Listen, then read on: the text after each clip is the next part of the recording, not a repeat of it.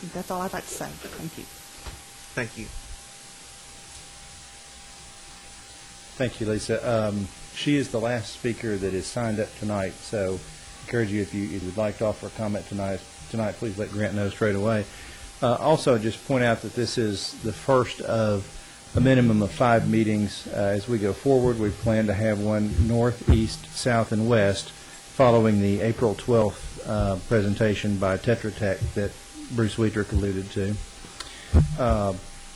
We will give you the specifics on that as soon as we have them. In the meantime, if you have additional comments, you can call 215-4418 and leave a recorded message, 215-4418. You can call 215-HELP and speak to a live person. You can email stormwater@knoxcounty.org, stormwater@knoxcounty.org. And also, for any of you that would like, the ordinance is available, the draft ordinance is available as a PDF on our website at knoxcounty.org. Mr. Chairman, that's all the presentation that we have. Are there any additional questions? One more speaker?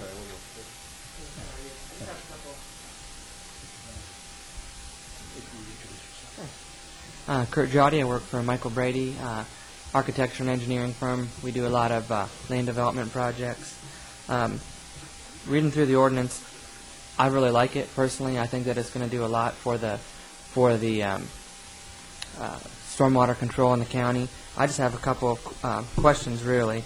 The first is that there's a lot of credits in there for disconnecting impervious areas and for paving a lot less and things like that. Has the county considered dovetailing that with any MPC zoning regulations or subdivision review regulations at all? It's one thing to give a credit for clustering homes and doing that kind of thing, but when a developer can go into a PR zoning and just put in 6 units per lot, that credit may not actually be enough oomph to get him to the point where he actually wants to do that. I'd like to see that actually considered as an option there. Another thing I think that would be interesting to see as well is in a lot of high-value sites now, where land is going for $500,000 an acre for really prime sites. A lot of developers that we are dealing with are going to underground detention. That land is so valuable that they're willing to do just about anything to make that work. And that's one thing I think almost half the sites that we're seeing now are going to that underground detention. And I'd like to really see some more research done on that and some more consideration as far as, okay, a developer's got an 1.5 acre site. He can do his $500,000 profit on that. What is this regulation going to do as far as that goes with the credits and all that kind of thing? And then finally, there's definitely going to be more of a burden on engineers and on developers and also on the county engineering staff. I just want everyone to realize that there's definitely going to have to be some hires there in order to make that review process a timely kind of thing. And I'd also like to hear a little bit about, there's a new rule as far as, if I develop 10 acres, I got to look at a 100-acre watershed. If I develop 100 acres, I got to look at a 1,000-acre watershed.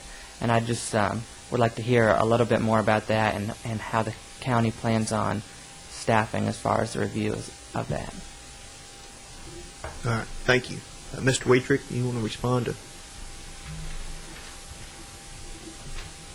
And the first question, I believe, was the linking the ordinance with the zoning ordinance. No, that has not been done, but that's an excellent idea. The second question was in regard to underground stormwater detention. The design manual that you saw up here, it does allow underground stormwater detention. I'll have to say we're not big fans of it. It is rather expensive. There are better designs, but it is allowed. We do discourage it somewhat.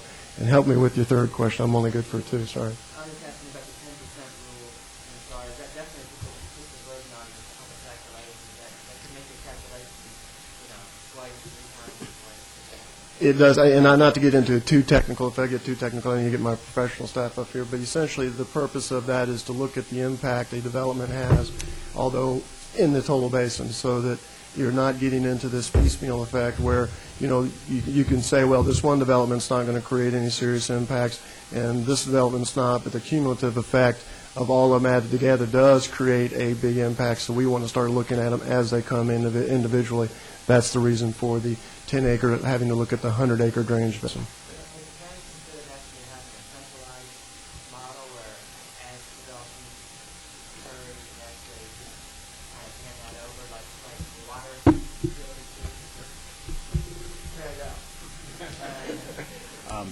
For those who don't know, I'm Chris Granju, stormwater manager for Knox County.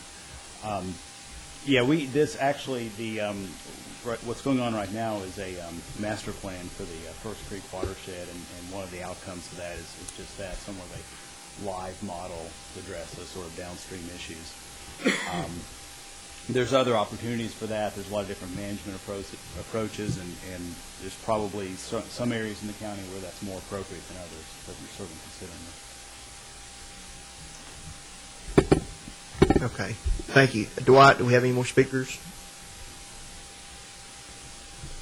Yes, sir. Mr. Victor Jarnigan and the 744. So at the pleasure of the chair, we'll make him the last speaker unless the staff is here, as long as you would like us to be here, but we promise to have you out as close to 7:30 as possible. So we have him as the last speaker signed up, unless you want to grant any extension.